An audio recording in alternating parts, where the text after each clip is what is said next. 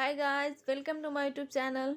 आज मैं आप लोगों के साथ टीचिंग एप्टीट्यूड से पिछले वीडियो में 13 तक क्वेश्चन था। इस बार 13 से आगे 14 से है क्वेश्चन, और ये 14 से 27 तक क्वेश्चन है। 14 क्वेश्चन है जो मैं आप लोगों के साथ शेयर करने जा रही हूँ, तो बने रहिए वीडियो के साथ। और मैं एक साथ 50 या 100 क्वेश्चन शेयर नहीं कर रही हूँ, क्योंकि 10 से 15 क्वेश्चन अगर हम अच्छे से पढ़ लेते हैं डेली, तो इससे हमें याद भी अच्छे से हो जाएगा और हम भूलेंगे भी नहीं। और एक साथ अगर हम 50 और 100 पढ़ लेते हैं तो फिर उतना अच्छे से याद नहीं कर पाते हैं, इसलिए मैं कम कम करके आप लोगों के साथ शेयर कर रही हूँ। तो चलिए मैं स्टार्ट करती हूँ वीडियो को। तो हमारा 14th क्वेश्चन है कि निर्देशात्मक उद्देश्य छात्र के लिए लिखे जाते हैं जिसमें यह बताया जाता है कि छात्रों से क्या अपेक्षित है। निम्न में से कौन सा से लक्षण ऐसे उद्देश्यों में होना चाहिए। तो हमारे ऑप्शंस हैं विशिष्ट, स्पेसिफिक, बी ध्यान देने योग्य, सी मापने योग्य, एंड डी उपरोक्त में से सभी। तो हमारा आंसर डी जो है ये सही है। अगला क्वेश्चन है निम्नलिखित में से कौन सा कथन गतिशील शिक्षण वातावरण के संदर्भ में सही है। तो ऑप्शन से ए शिक्षक एक आश्रित चर है और छात्र एक स्वतंत्र चर है। बी शिक्षक एक स्वतंत्र चर है और छात्र आश्रित चर हैं। सी दोनों शिक्षक और छात्र मध्यवर्ती चर हैं। और डी उपरोक्त में से कोई नहीं। तो हमारा आंसर बी जो है ये सही है, क्योंकि पिछले वीडियो में जो क्वेश्चन आया था उसमें मैंने बताया था आप लोगों को कि शिक्षक एक स्वतंत्र चर होता है और छात्र आश्रित चर होता है, इसलिए बी आंसर सही होगा। हमारा अगला क्वेश्चन है कि निम्नलिखित शिक्षण स्तर में से कौन सा स्तर कक्षा के पर्याप्त वातावरण के लिए खुला और स्वतंत्र होना आवश्यक है।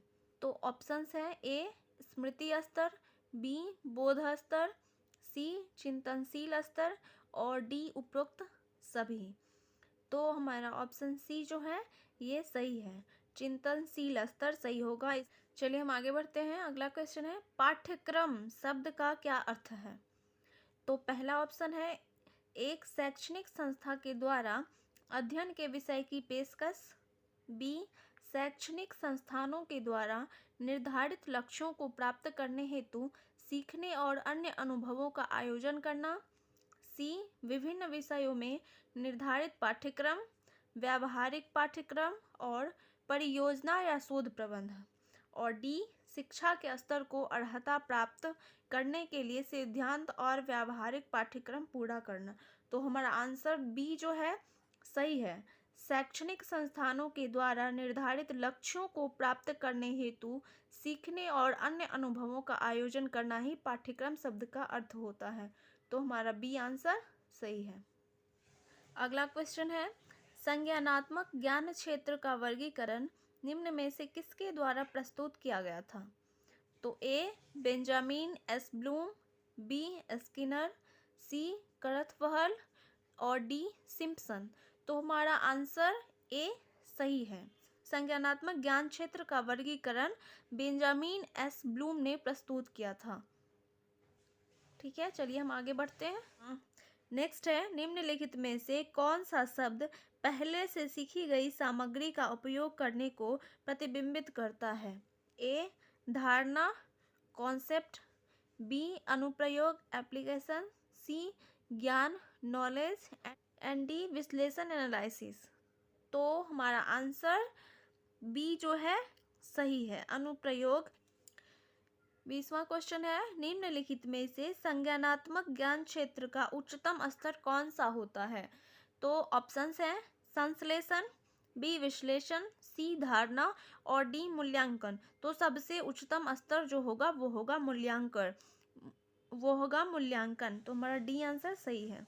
अगला क्वेश्चन है निम्नलिखित में से कौन सा विकल्प सत्तावादी स्तर पर शिक्षण को दर्शाता है। ए शिक्षक केंद्रित, बी शिष्य केंद्रित, सी मुख्य अध्यापक केंद्रित और डी अनुभव के आधार पर। तो हमारा आंसर ए जो है सही है, शिक्षक केंद्रित। कौन सा विकल्प सत्तावादी स्तर पर शिक्षण को दर्शाता है। तो शिक्षक केंद्रित आंसर सही है। फ्रेंड्स अगला क्वेश्चन है सूची 1 को सूची 2 से सुमेलित कीजिए। सूची 1 में विशेषता है और सूची 2 में दर्शन, इन दोनों को मिलाना है। पहला क्या है, क्रिया करके सीखना, इसका होगा व्यवहारवाद।